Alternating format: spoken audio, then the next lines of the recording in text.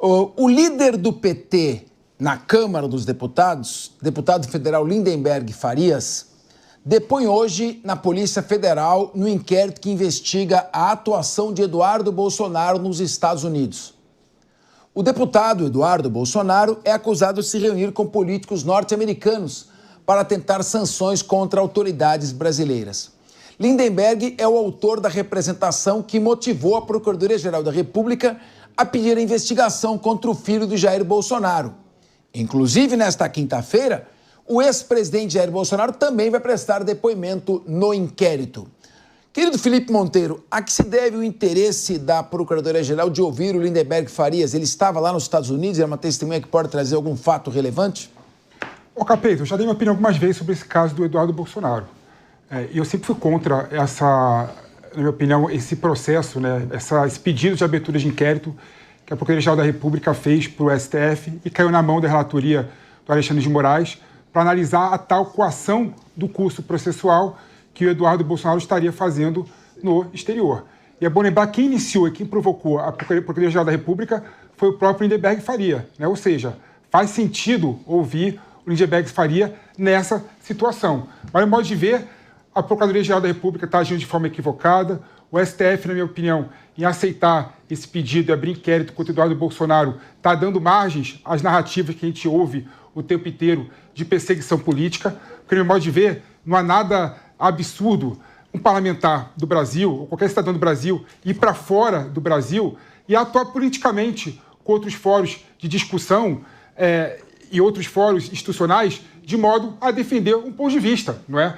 E não dá para a gente falar que o Eduardo Bolsonaro está nos Estados Unidos e isso iria impedir a atuação do Supremo Tribunal Federal. Balela. Qualquer decisão que os Estados Unidos possa fazer sobre esse caso não vai, de forma alguma, prejudicar o andamento do Supremo Tribunal Federal e nem a convicção dos seus ministros, incluindo o Alexandre de Moraes, que vai continuar podendo julgar da forma que achar que lhe convém, de acordo com o que está no processo. Então, toda a justificativa que eu vejo que parte da esquerda e parte da Procuradoria-Geral da República está fazendo em relação a esse caso, no modo de ver, mostra e dá margem à narrativa de que fala que o Eduardo Bolsonaro está sendo perseguido. E é bom lembrar o seguinte, Capês, o PT, o Lula e diversos políticos de esquerda fizeram exatamente as mesmas coisas durante a Lava Jato. Foram para a ONU, foram para o Tribunal Penal Internacional, de modo a buscar a opinião e buscar a manifestação desses órgãos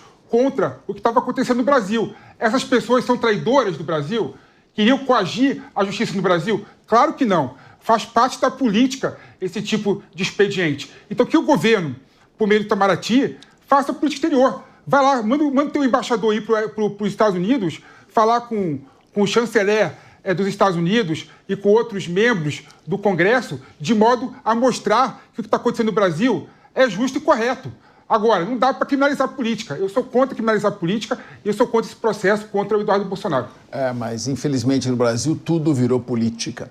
Meu querido Guilherme Mendes, a Procuradoria-Geral da República, ao pedir a abertura dessa investigação contra o Eduardo Bolsonaro, reconhece que ele tem poder de influenciar o Congresso americano, o presidente dos Estados Unidos e toda a Casa Branca a adotar medidas contra autoridades aqui no Brasil. Porque se fosse crime impossível, não haveria o que investigar. Você não acha que, ao fazer isso, a Procuradoria-Geral da República empresta uma força que talvez o Eduardo Bolsonaro não tenha e, ao mesmo tempo, não fortalece o discurso de vitimização que ele está usando nos Estados Unidos? Não seria um tiro no pé?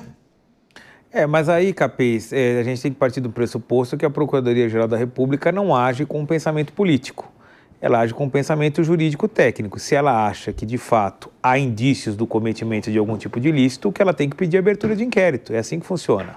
Agora, se esse pedido de abertura vai aproveitar, de alguma maneira, dentro da narrativa política do deputado Eduardo Bolsonaro, ou então da esquerda ou da direita ou do governo americano, aí eu acho que esse juízo não tem que ser feito pela Procuradoria-Geral da República. Pelo menos se espera que um procurador, quando vai oferecer ou solicitar abertura de inquérito, não faça exatamente o cálculo político, ele tem que fazer o cálculo jurídico.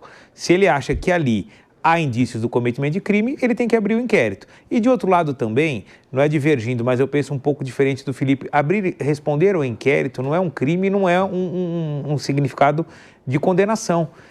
Nós citamos aqui vários exemplos em que o ex-presidente Jair Bolsonaro respondeu a inquéritos de algumas situações bastante inusitadas, para não dizer absurdas, como aquele das joias, da baleia e tudo mais. E nada disso resultou em condenação.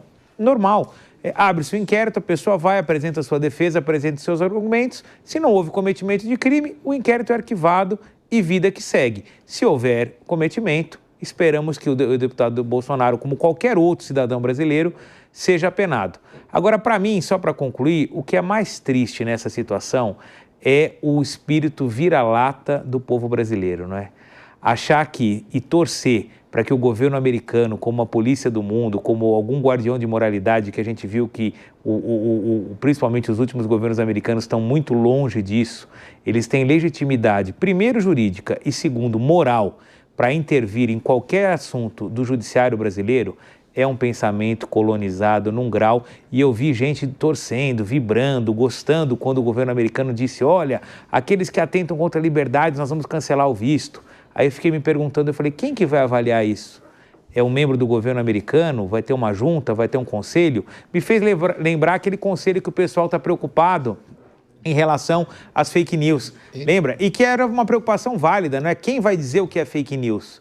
Aqui no Brasil, quando se propôs o Conselho Regulatório, a mesma pergunta fica, quem vai dizer o que é atentatório à liberdade de expressão de um americano? Existe esse conselho? É uma pessoa? É um departamento? É um órgão? É o homem da imigração? Eu não sei. Eu acho tudo isso lamentável e mostra o quão colonizado é o pensamento de grande parte da população brasileira. Muito bem. Henrique Kriegner, um dos crimes pelos quais Eduardo Bolsonaro está sendo investigado é a tentativa de abolição violenta do Estado Democrático de Direito.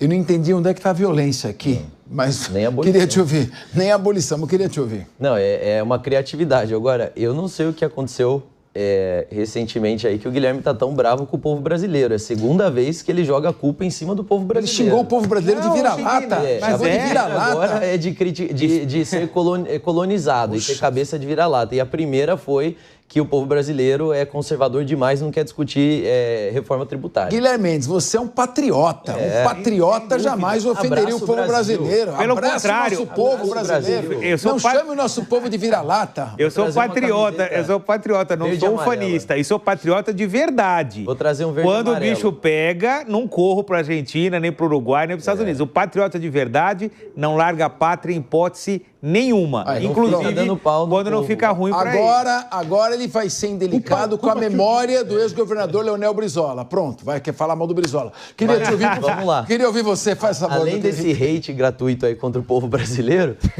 a gente tem um erro, que é um equívoco, na verdade, que tem sido cometido muito, que é essa questão, a análise errada desse processo.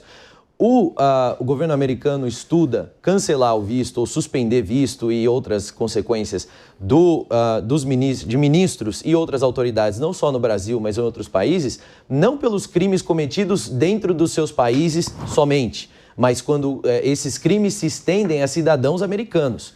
O problema não é o que o governo americano não está nem aí se o Alexandre de Moraes está cerceando, talvez, ou se algum outro ministro está cerceando, talvez, a liberdade de expressão de brasileiros. O problema foi quando existiu uma ordem da Suprema Corte Brasileira, assinada pelo ministro, para que então entre com um processo na sede da rede social que fica nos Estados Unidos, cerceando o direito de americanos, inclusive, de terem as suas contas criadas. Então, você tem pessoas que foram banidas. E aí, pelas regras da plataforma e movimentações do Supremo, elas tiveram suas contas canceladas e impedidas pelo próprio do Supremo de criar novas contas. Isso significa censura, quando impeço alguém de falar alguma coisa porque aquela coisa não é permitida por uma razão ou por outra. Essa é o fator motivação. Então, o governo americano está no exercício da sua soberania,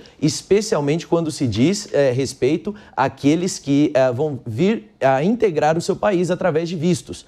Vamos lembrar aqui, e o secretário Marco Rubio está falando isso repetidas vezes, visto para estrangeiro, seja de turista ou qualquer outra categoria, não é um direito inalienável, não é um direito humano. É um privilégio, um acesso que se dá. E para isso, todos os países do mundo impõem requerimentos, critérios. Agora, a gente pode querer uma análise mais criteriosa, como eu sou a favor, precisa ter critérios justos. Porém, isso é prerrogativa de um Estado soberano. Muito bem. Só lembrando que nos Estados Unidos a liberdade de expressão é muito mais intensa do que aqui no Brasil. A primeira emenda da Constituição americana. Inclusive, você tem a liberdade, inclusive, de defender seitas que fazem discriminação. A liberdade de expressão vai num grau mais alto, tanto que existe a Ku Klux Klan. E, é claro, isso para eles é praticamente sagrado, é o princípio fundante da Constituição americana.